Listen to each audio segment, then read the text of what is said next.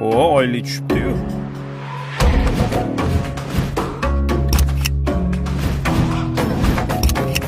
O'rtoq, kartangga 600 ming o'tkazib qo'ydim. Hozircha shuni olib turgin. Qolganini keyingi oy beray. Shunaqa bo'lib qoldi-da bu oy.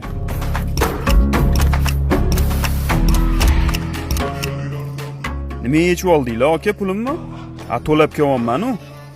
Bir oy shunaqa bo'ldi, bir oy. 2,5 million qoldi. Bo'ldi, yopib yuboraman tezda. Xo'p, assalomu alaykum Zulfiya opa. Tishim bezovta qilyotdi, nervi chiqib qolgan shekilli. Doringiz yordam bermayapti. Indinga borsam bo'ladimi? Xo'p.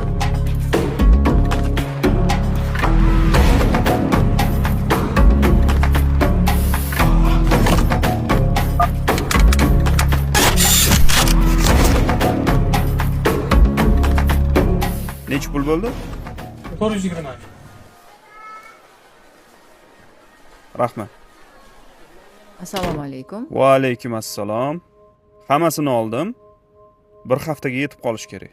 Hamma to'lovlarni qilib qo'ydim. Bolalarni maktabiga, bog'chalariga to'lab qo'ydim. To'xta. Hozir berib qo'ymasam, keyin ishlatib qo'yaman. Mana o'g'limizni tug'ilgan kuniga o'sha kelishgan narsamizni olasan. Mana bu qizlarga oyoq kiyim kerak degan eding, o'shanga. Bu o'zingga, ehtiyojlaringga ishlatasan. Rahmat. Bo'ldi-a menimcha? Keyin sizdan aytdim, kichkinangizni doktorga ko'rsatishimiz kerak edi-yu. Esimdan chiqib ketibdi-yu.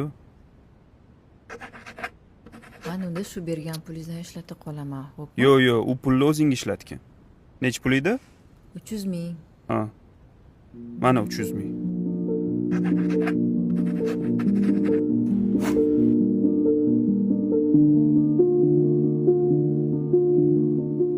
Bo'ldi.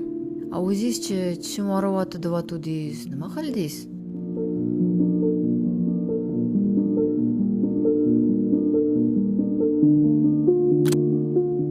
Yo'q, dori ichgandim, og'rimayapti. O'tib ketdi.